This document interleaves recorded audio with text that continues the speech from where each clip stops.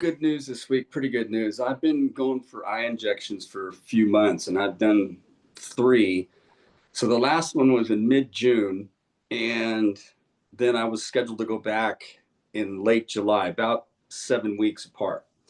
When I went in July, she looked at my eye and said, "Well, there's a little bit of fluid there, but it's not enough to really warrant another injection unless you want it." And I said, "Well, I really don't want it." "Okay, well, why don't you come back in 4 weeks," which was a lot sooner than normal. So I came back in 4 weeks, which was a couple of days ago on Monday.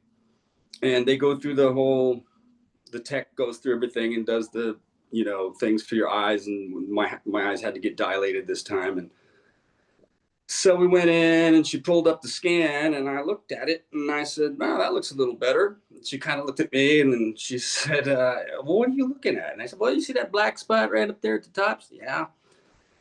I said, "Well, it looks better than it did last time." She said, "Well, it does look better than it did last time." So I was pretty helpful, hopeful that I wasn't going to have to get a shot.